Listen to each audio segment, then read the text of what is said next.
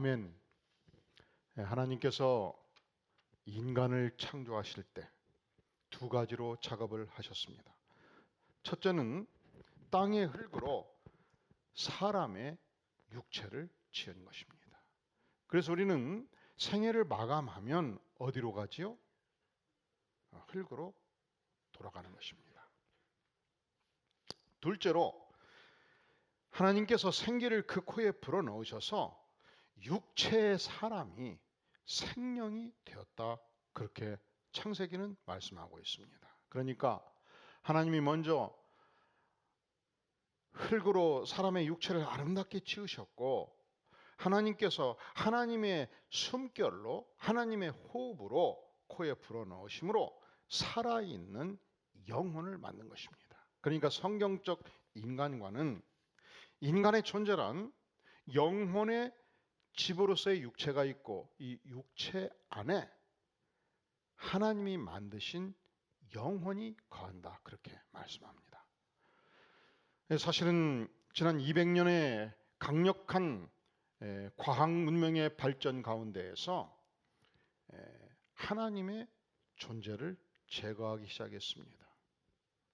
그러면 하나님이 인간을 어떻게 만드셨는가를 설명할 수가 없잖아요. 하나님이 존재하지 않는다고 말하면. 그래서 인간이 어떻게 존재하게 되었느냐? 그렇구나.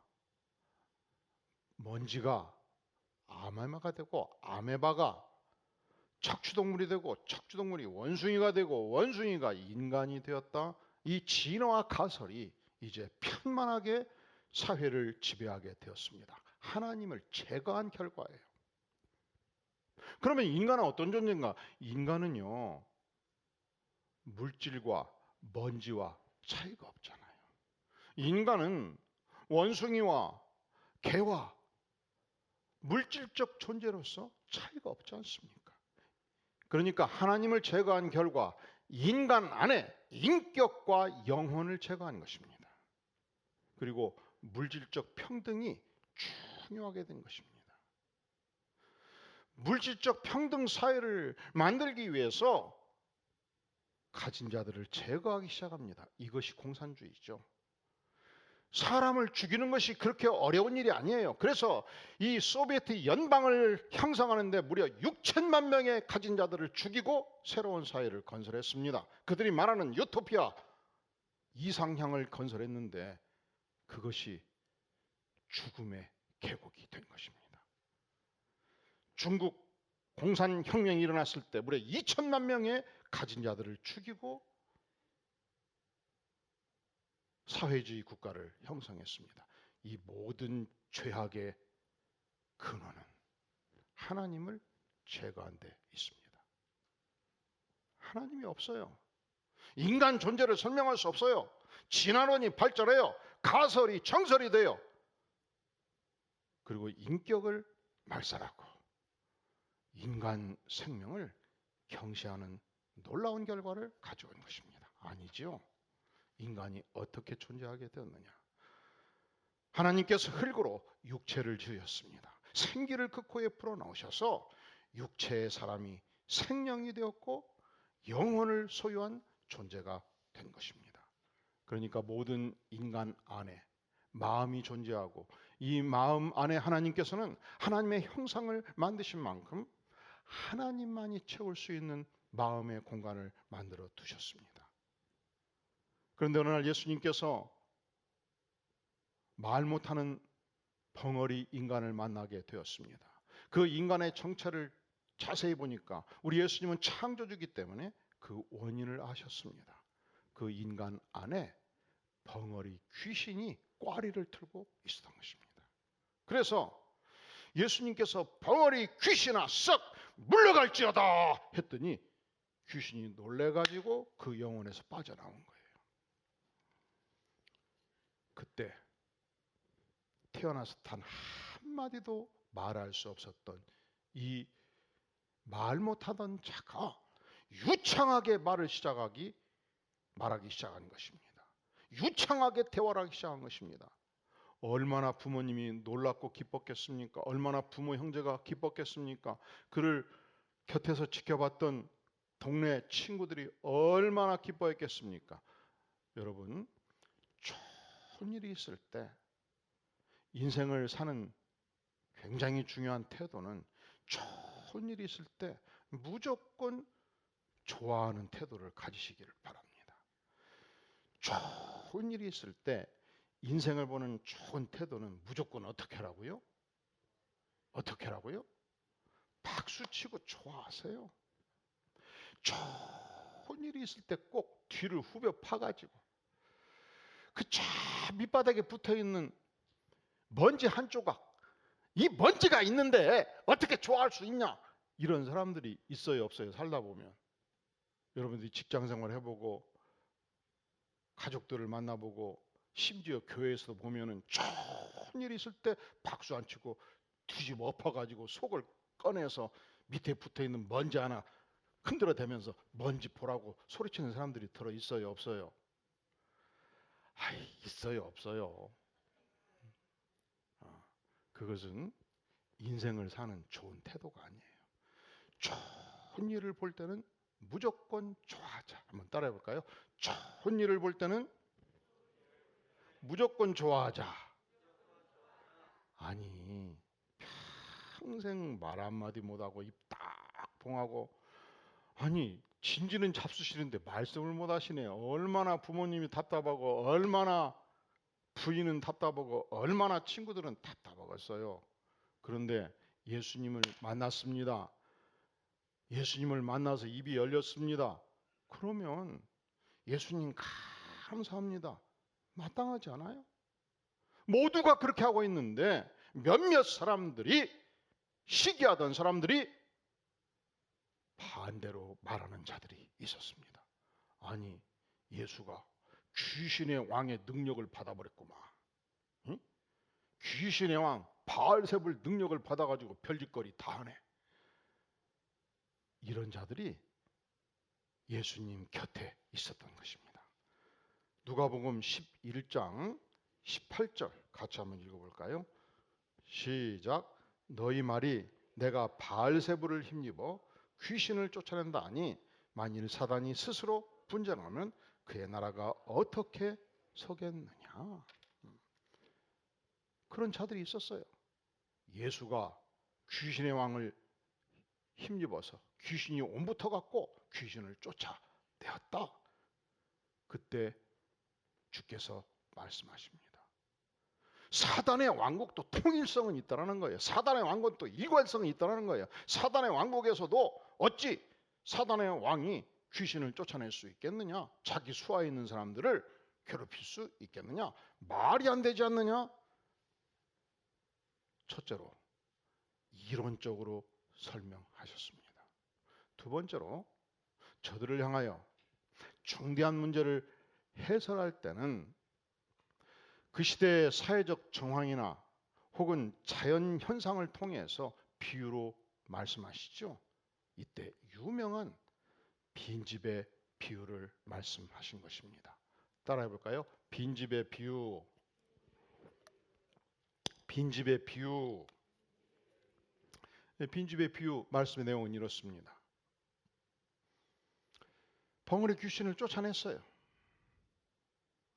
귀신이 나왔어요. 근데 귀신도 살 집이 필요하잖아요. 그런데 물을 먹고 사는 인간으로부터 쫓겨나오고 보니까 물 없는 곳을 향하여 찾아다닌 것입니다. 광야를 향해서, 사막지대를 향해서 내가 숨쉬고 살 수 있는 곳이 어디 있겠느냐 찾고 찾았습니다. 아무리 찾고 찾아도 이 한 몸 쉴 곳이 없구나. 광야에도 쉴 곳이 없고 사막에도 쉴 곳이 없고, 그러다 보니까 딱 기억이 난 거예요. 그때 그 시절이 좋았다. 벙어리로 살았던 그 영혼 안으로 들어가 보자 해서 그 사람에게로 다시 들어갔어요. 가서 보니까 영혼이 깨끗이 치워져 있네. 나 혼자 살기는 너무 아까워요. 그래서 다시 나와가지고 더러운 7 귀신을, 얘들아 같이 가서 나와 더불어 좋은 집에, 깨끗한 집에서 같이 살자 해서 끌고 그 영혼 안으로 다 들어갔다는 것입니다. 이렇게 좋은 것이 어디 있겠느냐? 이것이 빈집의 비유입니다. 그리하여 그 영혼이 엉망진창의 영혼, 다시 벙어리 귀신이 들어갔기 때문에 말을 못할 뿐만 아니라 그 영혼의 집이 엉망진창이 되었지 않겠느냐? 이 빈집의 비유를 말씀해 주신 것입니다. 그러면 우리 주님께서는 이 빈집의 비유를 통해서 우리에게 무엇을 가르쳐 주기를 원하시는가? 빈집의 마음이 과연 무엇인가를 주께서 우리에게 보여주기를 원하십니다. 사랑하는 성도 여러분, 예수 그리스도를 인생의 주인으로 모시지 않는 모든 인간은 빈집의 마음을 가진 자들입니다. 우리 예수님께서 하나님을 배신한, 하나님을 도무지 따르지 아니하는, 하나님의 말씀이 거하지 않은 인간의 마음, 빈집의 마음을 보면서, 저들이 처할 죽음의 계곡을 보면서 인간의 몸을 입고 이 땅에 탄생하셨습니다. 인간의 모든 죄를 안고 십자가에서 죽기까지 하셨습니다. 그리고 믿는 자들에게 마음의 문을 열면 그 마음 안에 들어가서 내가 너와 더불어 먹고 마시겠다고 선언하셨습니다. 그러니까 우리가 예수님을 믿는다는 것은 무엇을 의미하는가? 마음의 문을 열고 오시옵소서, 내 안에 거하시옵소서, 나를 다스려 주시옵소서, 내 인생의 주인이 되어 주시옵소서, 이것을 의미하는 것입니다. 오늘 말씀에 21절에 보면 강한 자가 무장을 하고 자기 집을 지킬 때 그 소유가 어떻다고요? 안전하잖아요. 그러면 이 땅에서 가장 강한 존재가 누구십니까? 창조주 예수 그리스도 아니시겠습니까? 가장 강한 자 예수 그리스도를 인생의 주인으로 모시면 가장 안전한 생애를 살게 되는 것입니다. 가장 강한 자 예수 그리스도를 내 마음에서 몰아내면 반드시 또 다른 강자가 내 안에 찾아오지 않겠습니까? 혼자 들어오지 않습니다. 7 귀신을 몰고 들어온다는 것입니다. 가장 강하신 예수 그리스도, 생명의 주 예수 그리스도, 사랑의 주 예수 그리스도, 창조주 예수 그리스도를 마음에 모시고 살 때에 우리 인생은 가장 안전한 인생이 됩니다. 그런데 세상 일이 바빠서 생각 없이 살다가 예수 그리스도를 마음에서 몰아내면 벙어리 귀신이 들어옵니다. 혼자 들어오지 않습니다. 7 귀신을 몰고 들어옵니다. 세상 귀신, 물질 귀신, 멍해 귀신, 교만 귀신, 시기 귀신, 질투 귀신, 자기 영광 귀신, 각종 귀신들을 떼거지로 몰고 들어와서 26절의 비극적 상황이 벌어진다는 것이죠. 26절 시작. 이에 가서 저보다 더 악한 귀신 7을 데리고 들어가서 거하니 그 사람의 나중 형편이 전보다 더 심하게 되느니라. 이 비극적 상황이 이루어진다는 거예요. 자, 빈집의 마음이란 무엇인가? 예수 그리스도를 주인으로 모시지 않는 모든 이 땅의 백성들은 빈집의 마음입니다. 빈집의 마음이란 무엇인가? 우리 예수님께서 11장 하반부에서 빈집의 비유를 말씀하시고요, 전반부에서는 기도에 대해서 말씀하셔요. 무엇이든지 구하라는 거예요. 9절 내가 또 너에게 이르노니 구하라 그리하면 너에게 주실 것이요 찾으라 그러면 찾아낼 것이요 문을 두드리라 그러면 너에게 열릴 것이라. 하나님께 나아가서 기도하고 구하는 인생이 되라는 것입니다. 그런데 우리가 구할 것이 많은데 특별히 무엇을 구할 것인가? 한 가지를 특별히 구하라는 거예요. 그것이 무엇입니까? 자, 우리 다 함께 11장 13절 시작. 너희가 악할지라도 좋은 것을 자식에게 줄 알거든 하물며 너희 하늘 아버지께서 구하는 자에게 성령을 주시지 않겠느냐 하시니라. 우리가 이 땅에서 구할 것이 참으로 많지요. 그런데 특별히 구할 것이 있어요. 무엇을 구하라고요? 하나님의 영, 성령을 구하라. 하나님 나에게 성령 충만을 주시옵소서. 성령의 은혜를 주시옵소서. 성령 하나님 내 인생 안에 들어오셔서 충만히 거하셔서 구하라는 것입니다. 제가 미국에 유학 생활을 할 때 명절이 되면 여기저기서 초청을 할 때가 있었습니다. 미국에서 가장 큰 명절은요. 우리는 가장 큰 명절이 언제예요? 추석이고 구정이지요. 미국에서 가장 큰 명절은 첫째로 추수감사절. 추수할 때 하나님께 감사한단 말이죠. 그때 닷새 7일 이렇게 쉽니다. 그리고 크리스마스 기간에 기업마다 열흘 2주씩 쉽니다. 그리고 부활절 때 쉬어요. 그러니까 꼭 쉬어도 성경적으로 쉬어. 예수님 중심으로 쉬어요. 특별히 추수감사 주일이 추수감사 명절이 되면은 미국인들의 특징이 다른 요리보다 꼭 칠면조 요리를 많이 합니다. 그러면 이 자녀들이 비행기 타고 오고 5시간, 10시간씩 운전하고 옵니다. 하루 이틀씩 운전하고 와서 이틀 부모와 함께 지내다가 이틀 운전하고 가고 그것을 그렇게 어렵게 생각하지 않아요. 이제 친인척이 없는 저희 가족은 명절이 되면 섬같이 외로울 걸로 생각하고 초청을 받게 되는 것이죠. 그래서 이제 현관문을 딱 초청받고 열면요. 그 아기들부터 할아버지 할머니까지 엄시래기 거실에 모여서 재미지게 야기지게 이 대화를 하고 웃음보가 터지고 있는 모습이 있고요. 그리고 전신을 휘감싸는 향기로운 냄새가 있어요. 뭘까요? 이 칠면조 요리를 할 때 버터를 많이 바르는 모양이라 집안을 전체를 채우는 버터의 향기와 그리고 맛있는 커피의 향기가 가득 집안에 차 있는 거예요. 음식이 그렇습니다. 어떤 음식은요 먹을 때 기가 막히게 맛이 있는데 먹고 나서 집안을 채우는 냄새가 싫어요. 뭐가 그렇죠? 예? 청국장 그리고 조기구이.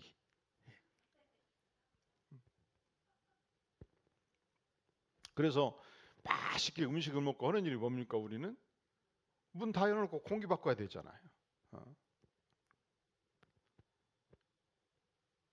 마치 그와 같이 맛있는 커피 향이, 향기로운 커피 향이, 이 버터의 향이 온 집안을 메워가듯이 우리 인생의 집 안에 성령의 아름다운 향기가 가득 찬 인생이 될 때 우리는 이 빈집의 비극을 극복하게 되는 것입니다. 자, 빈집의 마음이란 뭐냐? 첫째로 예수님을 주인으로 모시지 않는 모든 마음은 빈집의 마음이에요. 빈집의 마음이란 뭐냐? 성령 충만하지 않은 모든 마음은 빈집의 마음이 아니겠습니까?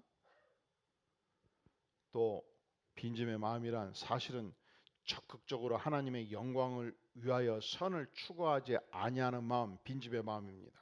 우리는 소극적으로 죄짓지 않는 일이 굉장히 중요하다고 생각을 합니다. 더 중요한 것이 있습니다. 적극적으로 하나님의 영광을 추구하는 것입니다. 적극적으로 선 의지를 가지고 선을 추구하는 것입니다. 적극적으로 하나님을 경외하는 것입니다. 적극적으로 하나님을 예배하는 것이며 적극적으로 하나님의 나라를 섬기는 것입니다. 오늘 최태섭 한국유리 회장님의 고백을 보니까 기독교 정신을 실천하는 것을 중시한다고 그랬고 결코 예배를 중시한다. 예배를 경시하지 않는다. 생활 신조로 삼고 주님을 섬긴다 고백하지 않습니까? 영화의 한 장면을 소개해 볼까요? 2차 대전이 터졌습니다. 나치스 독일이 파죽짓으로 불란서를 침공합니다. 완전히 불란서가 함락되었습니다. 레지스탕스 지하에서 싸우던 프랑스의 이 독립운동 그룹들이 한 청년을 체포해서 총살형에 처하고 드디어 총구를 겨눕니다. 이때 총살형을 당하게 된 청년이 부르짖고 절규를 해요. 제발 나한테 총을 겨누지 마세요. 내가 왜 죽어야 됩니까? 내가 도대체 나라를 배신한 적이 있습니까? 없습니다. 내가 동지를 죽인 일이 있습니까? 없습니다. 내가 우리나라 기밀을 팔아먹은 적이 있습니까? 없습니다. 왜 나를 죽이려고 합니까? 나는 아무 일도 벌린 적이 없습니다. 그때 총구를 겨누었던 병사가 외칩니다. 야, 이 멍청한 친구야. 나라가 망했는데 자네가 아무것도 하지 아니하는 것, 바로 그것이 총살감일세. 우리가 심판대 앞에 서는 날, 우리가 하나님 앞에 서는 날, 과연 당신은 주님 앞에서 어떻게 말하시겠습니까? 주님, 저는 남의 돈 떼어먹은 적이 없습니다. 주님, 저는 도적질을 한 적도 없고요. 주님, 저는 사람을 죽인 적도 해친 적도 없습니다. 주님, 저는 절대로 하나님을 부인한 적도 없고요. 주님, 저는 교회를 욕한 적도 없습니다. 그때 주께서 물으실 것입니다. 그럼 너는 도대체 나를 위해, 나의 몸된 교회를 위해 무엇을 했단 말이냐? 예배소 4장 28절을 말씀합니다. 도적질하는 자는 다시 도적질하지 말고. 그러니까 우리가 초대교회로 돌아가자 외치지만 초대교회로 돌아가 보니까 여기저기 앉아있는 사람들이 전직 직업이 도적들이 많았던 거예요. 그러니까 바울 사도가 도적질 하던 자는 이제 다시 예수 믿고 도적질 하지 말라는 거예요. 여기서 그치지 않습니다. 돌이켜 가난한 자에게 구제할 것이 있기 위하여 제 손으로 수고하여 선한 일을 하라 주께서 말씀하십니다. 우리가 왜 직업을 가지고 출근하십니까? 내 사랑하는 가족들을 먹여 살리기 위해서죠. 내가 왜 직업을 가지고 출근합니까? 의식주를 풍부하게 준비하기 위함이 아니겠습니까? 그런데 오늘 우리 주님께서는 우리가 출근해야 될 이유를 또 말씀하셔요. 돌이켜 가난한 자에게 구제할 것이 있게 하여 제 손으로 수고하여 선한 일을 하라. 더 중요한 이유가 우리에게 있다는 것입니다. 따라해 볼까요? 제 손으로 수고하여 선한 일을 하라. 제 손으로 수고하여 선한 일을 하라, 그렇게 말씀하시는 거예요. 이태리의 유명한 화가 중에 도메니코 페티라는 화가가 있죠. 그가 에코 호모라는 유명한 명화를 남겼습니다. 이 사람을 보라 명화입니다. 그런데 유럽 선교의 아버지라고 일컬어지는 진전대로 포복작이 젊은 시절에 이 작품을 보고 큰 충격을 받고 회심을 합니다. 이 작품 하단에 이런 글씨가 쓰여 있었습니다. 나는 너를 위해 내 생명을 줬는데 너는 나를 위하여 무엇을 주었느냐? 한번 화면을 띄워볼래요? 나는 너를 위해 내 생명을 주었는데 너는 나를 위하여 무엇을 주었느냐? 이 십자가의 고난을 앞두고 고통스러운 표정을 짓고 있는 이 예수님을 보면서 이 그림 하단에 이 글씨가 있었단 말이죠. 이 예수님의 표정 안에 진전대로 백작을 향해서 독백하는 것으로 느낀 거예요. 나는 너를 위해 내 생명을 줬는데 너는 나를 위해 무엇을 줬느냐? 그래서 그가 하나님께 고백합니다. 주님, 오늘부터 내 인생을 주 앞에 드립니다. 그는 유명한 귀족이었습니다. 그는 거대한 영지를 가지고 있었습니다. 그 당시 모라비안 교도들이 살 곳을 잃고 방황할 때 교도들 전체를 초병을 해서 영지를 내어줍니다. 모라비안 교도들의 보호자가 되고 인도자가 됩니다. 10가정당 한 가족씩 선교사로 세우는 운동을 펼칩니다. 놀랍게도 서양의 기독교가 1세기부터 17세기까지 무려 1700년 동안 유럽의 기독교로 갇혀 있었습니다.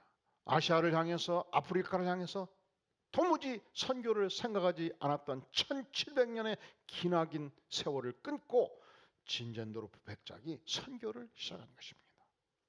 10가정이 열심히 생업을 통해서 자금을 모읍니다.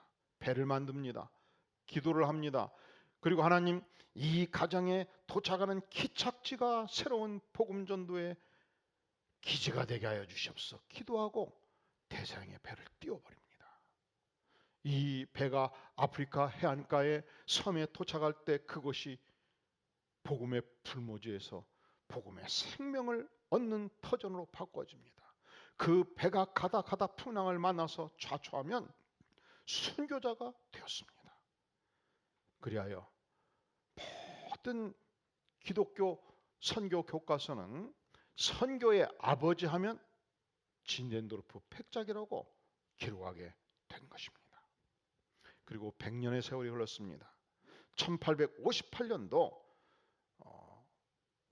프랜시스 헤버갈이 영국 출신으로서 독일에 유학하고 있다가 병이 들었습니다. 그가 그를 아끼던 친구의 초청을 받아 친구 집에 머물면서 병구안을 하다가 그 집에 걸려있는 이 그림에 눈이 꽂혔습니다. 도메니코 페티의 에코 호모. 그리고 역시 동일하게 이 글귀 앞에 자신의 인생을 세우기 시작한 것입니다. 나는 너를 위해 내 생명을 줬는데 너는 나를 위하여 무엇을 주었느냐. 그리고서 자기 인생을 성찰해 보니까 하나님께서 나에게 시 언어를 기술할 수 있는 능력을 주셨습니다. 하나님, 그렇습니다. 하나님께서 나에게 시 언어를 기술할 수 있는 능력을 주셨다면 남은 세계 하나님을 찬양하는 찬송과 가사를 쓰는 데 인생을 드리겠습니다. 그리고서 그날 밤 찬송가 311장 내 너를 위하여 쓰기 시작했습니다. 내 너를 위하여 몸버려 피 흘려 내 죄를 속하여 살 길을 주었다. 널 위해 몸을 주건만 너 무엇 주느냐? 널 위해 몸을 주건만 너 무엇 주느냐? 그리고 그가 43살로 짧은 생애를 마치기까지 수백 편의 찬송시를 지었고, 그리고 지난 250여 년 동안 수많은 사람들이 그의 찬송시를 통해서 은혜를 받았고, 오늘 또 그가 남긴 7편의 찬송시가 찬송가의 수록이 되어 있는 것입니다. 우리 주님께서 우리에게 말씀하십니다. 내 손으로 수고하라. 내 손으로 수고하여 번 돈으로 구제하고 선한 일을 수행하라. 너의 영혼을 다해 너의 사랑하는 교회를 위하여 하나님의 나라를 위하여 수고하라. 주께서 우리에게 요청하십니다. 빈집의 비유, 우리에게 무엇을 말씀합니까? 우리가 마음의 집을 비우면 그것으로 끝나지 않는다는 거예요. 불교도 그 수행의 과정에서 계속 마음을 비우라고 하죠. 기독교도 마음을 비워요. 욕심을 비워요. 죄악을 비워요. 그러나 무엇이 다른가? 우리는 비움으로 끝나서는 안 된다는 것입니다. 우리가 만약에 마음을 비움으로 끝내면 8 귀신이 쳐들어와 가지고 마음을 어지럽히게 되지 않겠습니까? 그렇다면 우리가 마음을 비우고 무엇으로 채워야 되겠습니까? 첫째로 예수 그리스도를 주인으로 모시고 예수 그리스도로 온전히 채우는 것입니다. 두 번째로 성령 충만으로 온전히 채우는 것입니다. 여기서 그쳐서는 안 됩니다. 채웠으면 인생이 하나님께 쓰임 받아야 되지요. 선한 일을 위하여 선한 의지를 세워서 예수 그리스도의 몸된 영혼을 위하여, 몸된 교회를 위하여, 이웃의 영혼을 위하여 선한 일에 힘쓸 것을 우리에게 말씀합니다. 이 빈집의 비유를 들었던 많은 청중 가운데 한 여인, 너무 감동이 된 거예요. 이 말씀에. 세상에 이렇게 위대한 말씀을 들어본 적이 없는 거예요. 그래서 너무 감동이 돼가지고 갑자기 소리를 질렀습니다. 뭐라고 소리를 질렀습니까? 27절 같이 읽어볼까요? 시작. 이 말씀을 하실 때 무리 중에서 한 여자가 음성을 높여 이르되 당신을 뵌 태와 당신을 먹인 젖이 복이 있나이다. 우리가 하나님의 말씀을 듣고 읽으면서 은혜 받는 것 중요해요. 그런데 이것으로 끝나서는 안 됩니다. 왜냐하면 이 여인이 예수님의 말씀을 듣고 너무 감격해서 당신의 어머니가 진실로 복되신 분입니다 했을 때 주께서 뭐라고 말씀하십니까? 이 칭찬을 듣고 알았다, 고맙다 그러지 않으셨어요. 자, 28절 시작. 예수께서 이르시되 오히려 하나님의 말씀을 듣고 지키는 자가 복이 있느니라 하시니라. 은혜 받는 것 중요합니다. 감동하는 것 중요합니다. 더 중요한 것이 있습니다. 내가 하나님의 말씀으로 은혜를 받았으면 그 말씀을 붙잡고 그 말씀을 듣고 그 말씀을 온전히 지키고 그 말씀을 삶 속에서 적용해내는 것입니다. 할렐루야. 2022년도 한 해를 어떻게 사시겠습니까? 예수님을 확고하게 주인으로 마음에 모시는 것입니다. 성령 충만으로 채우는 것입니다. 그리고 그리스도의 위대한 나라를 위하여 선한 의지를 세우고 헌신의 삶을 살 때 주께서 그 영혼이 복되다 말씀하십니다. 기도하시겠습니다. 영광의 주님, 우리가 한 해를 보내고 한 해를 맞이하면서 우리 마음 안에 온전히 예수로 주인을 모시고 성령 충만으로 가슴을 채우고 하나님의 위대한 나라를 위하여 선 의지로 채워서 주님으로부터 인정받는 생애, 주님으로부터 복되다 축복받는 인생 되기를 구하오니 성령 하나님 임하여 주시옵소서. 인쳐 주시옵소서. 예수님의 이름으로 간절히 기도하옵나이다.